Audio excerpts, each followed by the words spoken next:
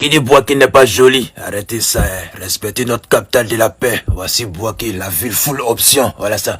La ville vient de quitter sous la douche. Voici la ville de Bouaké qui va se mirer devant tout le monde. Voilà ça. C'est PA si vous maintenant. Et Bouaké en santé, faut croire. Félicitations, 24 équipes. Hey, il dit, Tansala, en Côte d'Ivoire. On met l'amour dedans. Il dit ambiance Cannes, non.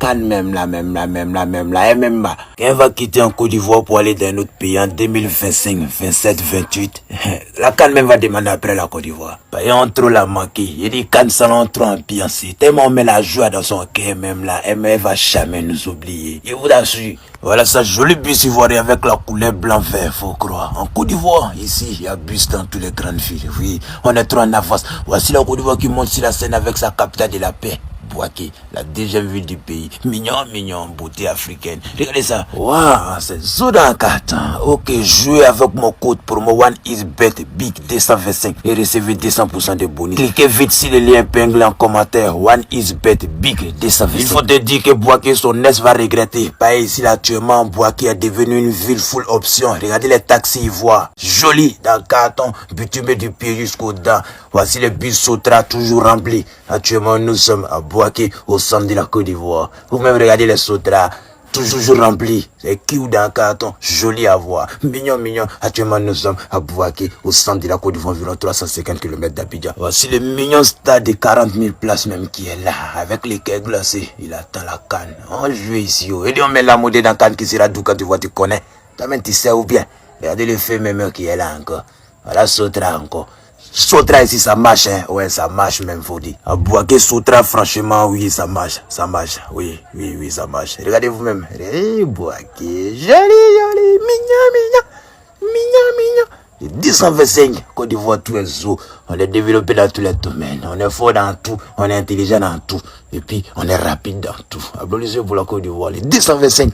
Vous faites comment même pour ne pas aimer la Côte d'Ivoire? Vous faites comment? Regardez devant tout le monde. À quoi va Africa? Mignon. Voici Sotra même qui déclare sa beauté. Sur le boulevard joli à voir. Voici sa poteau électrique à bord. Et Côte d'Ivoire, pays en santé, ça va. C'est le gigantesque stade. Les 40 000 places. Tu viens, tu joues ballon. Voilà ça.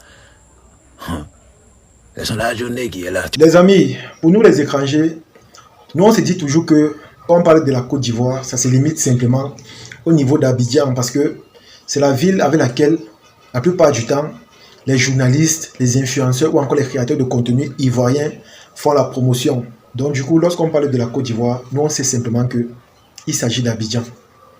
Voici que je viens de tomber pour la première fois sur cette vidéo où on parle de la ville de Bouaké. Et ce que moi, je remarque, c'est que c'est une ville aussi propre qu'Abidjan.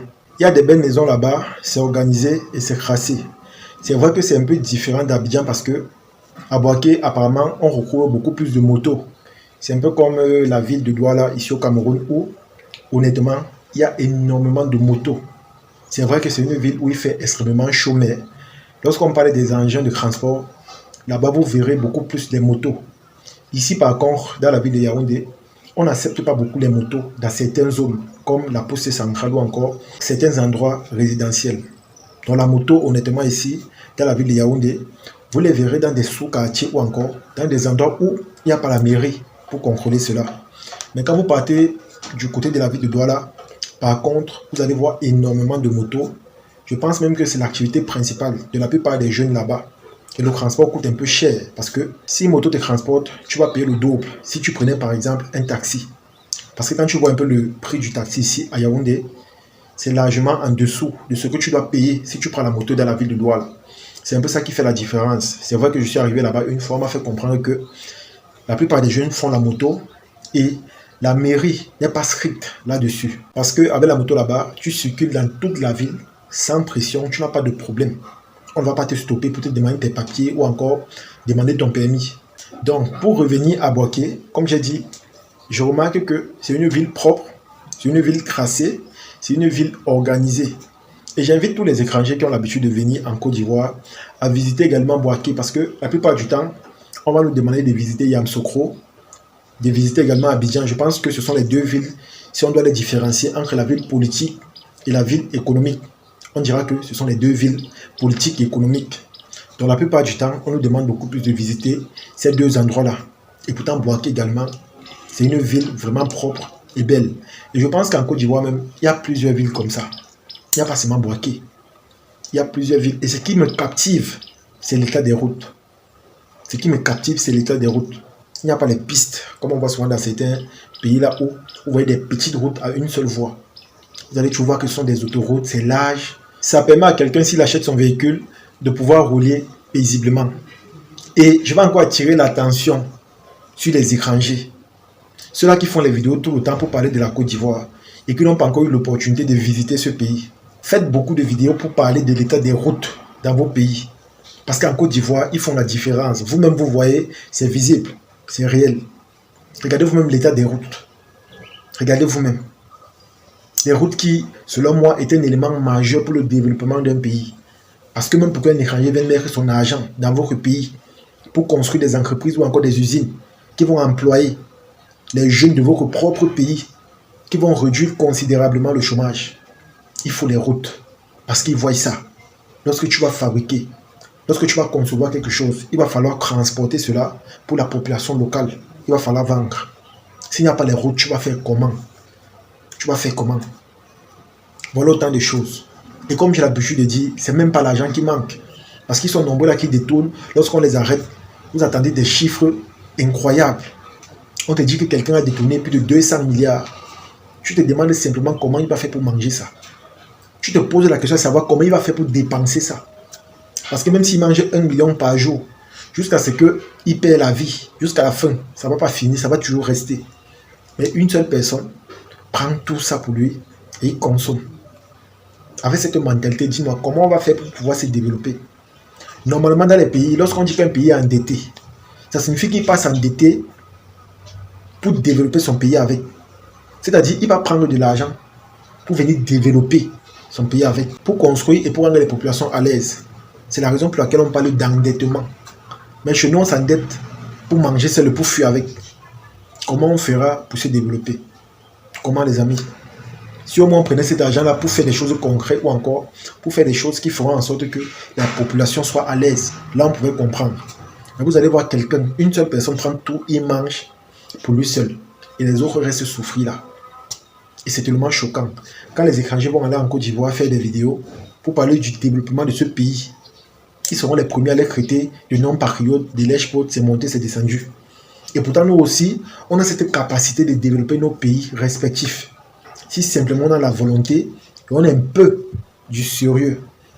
Je dis du sérieux parce que l'argent, ça ne manque pas. Mais comment vous voulez faire les choses si vous-même vous prenez cet argent, au lieu d'aller faire ce qui est utile avec, vous préférez manger, envoyer vos enfants en Europe ou encore créer des comptes en Europe. Vous voyez que c'est tellement choquant. Et en Côte d'Ivoire, si quand même eux, ils ont cette volonté-là de construire leur pays ou encore de faire les choses bien, tout ce que nous pouvons faire, c'est les encourager et espérer qu'un jour, cela arrive également chez nous.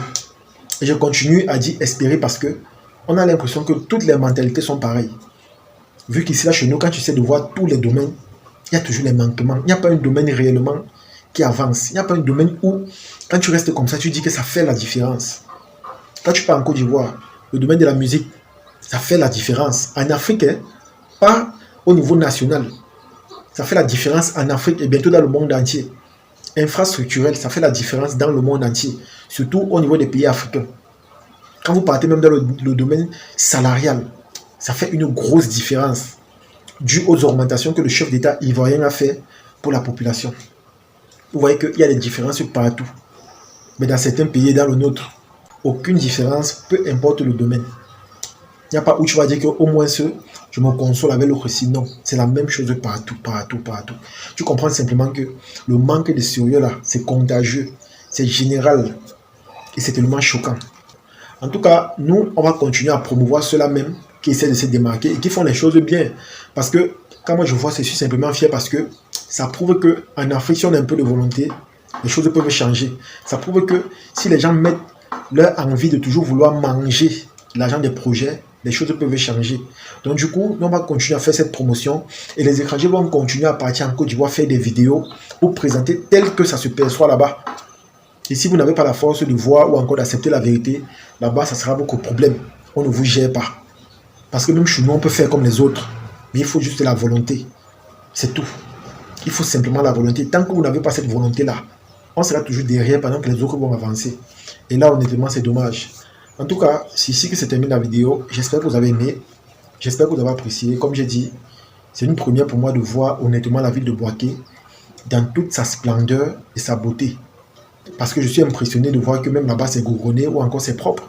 Moi je pensais que c'était seulement Abidjan ou encore Yamoussoukro, mais je me rends compte que leur processus de développement ou encore d'émergence se perçoit dans presque toutes les villes.